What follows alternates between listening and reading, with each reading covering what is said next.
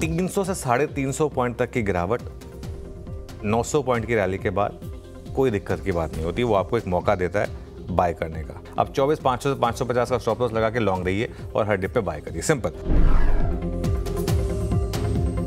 एक दिन और दें इसको, जब तक 24,500 के ऊपर हैं आप तब तक मामला ठीक ठाक है, घबराएं नहीं, तब तक पैनिक ना करें। किसी भी बड़ी रैली का 1/3 पर अगर आप वापस कर दें तब तक कोई दिक्कत नहीं है। 24,800 के अगर ऊपर आप सेटल हो तो और लॉन्ग ऐड करें फिर, क्योंकि फिर मार्केट बड़ी वाली शॉर्ट कवरिंग लॉन्ग कैरी करें। श्रेया, मैं कल भी घबराया नहीं था बिल्कुल भी गिरावट से। आज भी मैं यही कहूँगा कि इस गिरावट में घबराएं नहीं, एक दिन और लॉन्ग पोजीशन कैरी करें। कल 24,800 के अगर आप ऊपर निकले तो बहुत बड़ा पॉजिटिव होगा। मार्केट का ट्रेंड अभी भी पॉजिटिव है। मेरा ये मानना है कि बाज़ारों में एक सेकेंड राउंड ऑफ तेज़ी की शुरुआत होने के हम करीब हैं। मंथ एंड के ऑप्शंस के थ्रू डिप्स में एक्यूमुलेट करिए उन ऑप्शंस को। चलिए शो की शुरुआत करेंगे और श्रेया बिरोर में रहेंगे अगले 1.5 घंटे आपके साथ। इस हफ्ते का आखिरी ट्रेडिंग सेशन, और क्या शानदार हफ्ता रहा है, और जिस तरीके का ये हफ्ता रहा है उसी तरीके की आज भी रेजिलियंस। पहले तो श्रेया वीरू, गुड आफ्टरनून आप दोनों को। और मार्केट के लिए देखिए एक, जैसा मैं कहा, और अच्छा दिन। अच्छा, क्यों कह रहा हूँ मैं अच्छा दिन? 3 कारणों से। पहला, निफ्टी ने क्रूशल लेवल्स डिफेंड करे। 24,950 से 25,000 का वो जो हमारा सपोर्ट जोन था उसको हम डिफेंड कर रहे हैं। सेकंड सपोर्ट पे जाने की ज़रूरत ही नहीं पड़ी, फर्स्ट सपोर्ट में ही आपने एक रेजिलियंस दिखाई। बैंक निफ्टी ने आउट परफॉर्म किया है आज। इनफैक्ट बैंक निफ्टी अभी कुछ देर पहले वापस एक बार ग्रीन में आया था और वापस एक बार इनफैक्ट देखिए आप ग्रीन में आने की तैयारी कर रहा है बैंक निफ्टी। लेकिन सबसे important, texture of broader market. Mid cap और स्मॉल कैप में एक और दिन तूफानी तेज़ी है। Mid cap index 1%, small cap देखेंगे तो ऑलमोस्ट 2%, और एडवांस डिक्लाइन देखेंगे आप तो शानदार 2:1 के करीब का एडवांस डिक्लाइन। और पैरेलल लाइन एक बार फिर से सबसे इंपॉर्टेंट स्क्रीन में ये हिस्सा, डिफेंस शेयरों में शानदार तेज़ी, रेलवे शेयरों में शानदार तेज़ी, स्टॉक मार्केट से जुड़े शेयरों में शानदार तेज़ी। ये 3 सेक्टर्स में स्पेसिफिकली क्यों चुन रहा हूँ? क्योंकि ये 3 सेक्टर हैं जिन्होंने, जो वो 26,000 पर मार्केट टॉप बनाया था, वो मार्केट गिरा था, उससे पहले की पूरी रैली में जो पोस्टर बॉयज़ थे रैली के, ये 3 सेक्टर हैं। जब ये तीनों सेक्टर वापस आ रहे हैं, इसका मतलब एक सेंस बन रही है कि वो जो ओरिजिनल बुल मार्केट है वो भी एक तरीके से वापस आ रही है। खैर, देखते हैं आखिरी का 1.5 घंटा कैसा रहेगा, उस पर नजर रहेगी। श्रेया वीरू, चलिए शो का आगे बढ़ाते हैं। बिल्कुल, 1.5 घंटा कैसा रहेगा उस पर तो नजरें रहेंगी। लेकिन शानदार वीक इंडीड ये रहा है बाजार के लिए। मिड कैप और स्मॉल कैप ने स्पेशली आज निफ्टी और बैंक निफ्टी को आउट परफॉर्म किया। एक बार अगर डेटा रखूँ मैं पूरे वीक का, तो निफ्टी ने जहाँ मात्र 0.2% का रिटर्न दिया दिस वीक, वही मिड कैप ने लगभग 7.5% का रिटर्न और स्मॉल कैप ने 9% से ज़्यादा का रिटर्न जनरेट करके दिया। हालांकि कल की रैली के बाद आज थोड़ा कंसोलिडेट कर रहा है बाजार, लेकिन कोई दिक्कत नहीं है। कैसे अब अप्रोच करें इस मार्केट को? जैसा वीक इस बार का रहा है, क्या आगे भी वही एक्सपेक्ट कर रहे हैं आप?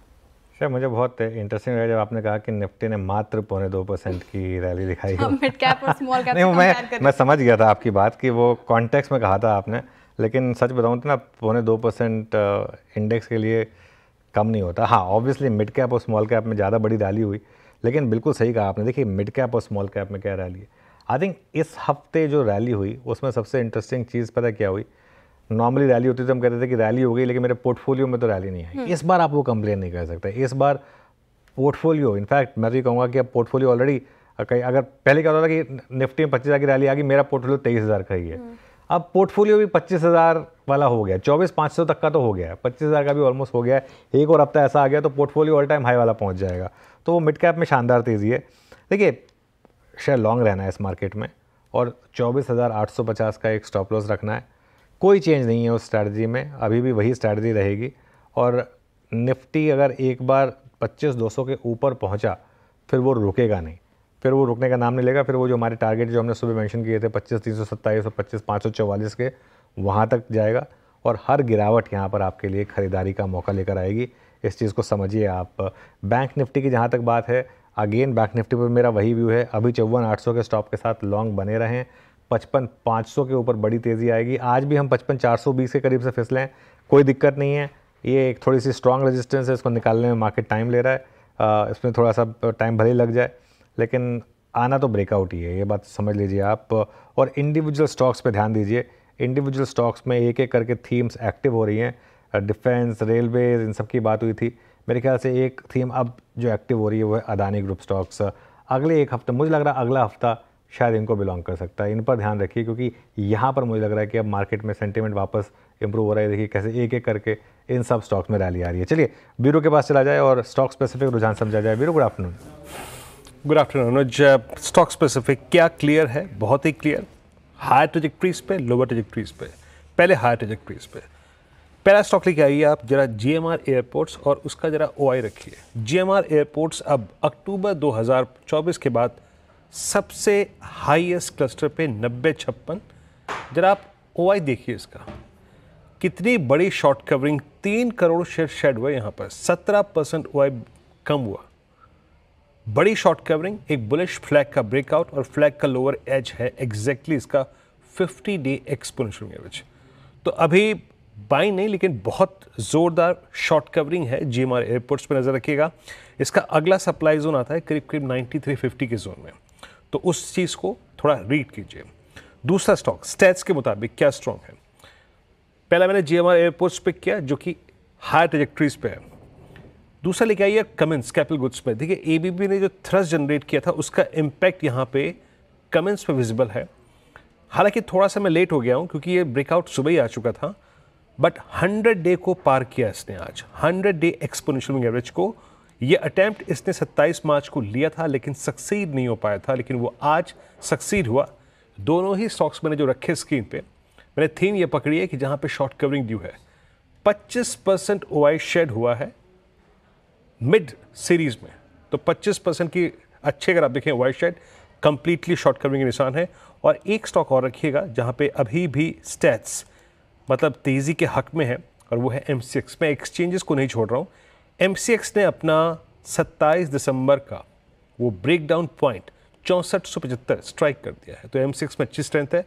और अगेन मैंने तीनों स्टॉक्स वही पिक किए जहाँ जहाँ पर मुझे शॉर्ट कवरिंग की अच्छी एक्सपेक्टेशन लग रही थी। अनुज, ये कैपिटल मार्केट थीम जब 25,000 का इंडेक्स हो गया एक बार फिर से, 1200 अंकों का मात्र फासला है, क्या ये अब डोमिनेट करेगी?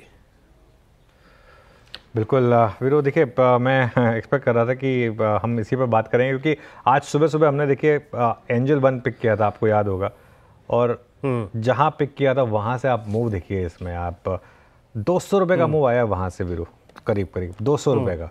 और मतलब छोटा मोटा मूव नहीं है, 8-9% का मूव है। जब हमने इसको पिक किया था सुबह 1% ऊपर था ये। कैम्स एक और स्टॉक था जिस पर हमने बात की थी सुबह सुबह खुलते ही। अब ये सब बेसिकली ये सारे के सारे ना अब कैचअप प्ले हैं। CDSL हम इसलिए नहीं बात करते क्योंकि वो बैन में रहता है मोस्ट ऑफ द टाइम, इसके लिए मैं CDSL की बात नहीं करता हूँ, आज भी बैन में है। लेकिन अदरवाइज ये सारे के सारे जो है ना वो BSE का बेसिकली कैचअप प्ले है। तो इसके लिए आप इसमें इस तरीके के मूव्स देख रहे हैं। और विदाउट अ डाउट यहाँ पर मुझे लग रहा है अभी भी HDFC AMC जैसे भागा था बीच में, ऐसे आप कई स्टॉक्स हैं जो इस तरीके से अब भागते रहेंगे। मेरे ख्याल से ये स्पेस क्लियरली अब मार्केट इसमें वापस आ रही है, क्योंकि अगर मार्केट का एक व्यू ये है कि बुल मार्केट वापस आ रही है, वीडियो रिज्यूम कर रही है, इन दैट केस वो जो पिछले 2 क्वार्टर थे जो काफ़ी डरावने रहे थे इन सब स्टॉक्स के लिए, उसमें आप मेरे ख्याल से शायद रिकवरी देखेंगे। ये मार्केट आई थिंक एक व्यू लेकर चल रहा है। चलिए श्रेया के पास चलते हैं, आज के एक क्रम को आगे बढ़ाते हैं। Shreya, good afternoon. Good afternoon. क्रम को आगे बढ़ाएंगे और समझेंगे भी, लेकिन उससे पहले क्योंकि थीम स्टॉक्स हम डिस्कस भी कर रहे थे, तो रेलवे स्टॉक्स को लेकर मेरा सवाल, जिस तरीके से रैली हमने पिछले साल देखी थी वो रैली इस साल तो होते हुए नहीं दिखी, लेकिन अब यहाँ से लग रहा है मोमेंटम देखने को मिल रहा है। आप देखें IRFC, टीटागढ़ सारे गेनर्स में शामिल है, RVNL, जुपिटर वैगन सभी में शानदार रैली। टीटागढ़ 12.5% की तेज़ी के साथ कारोबार कर रहा है।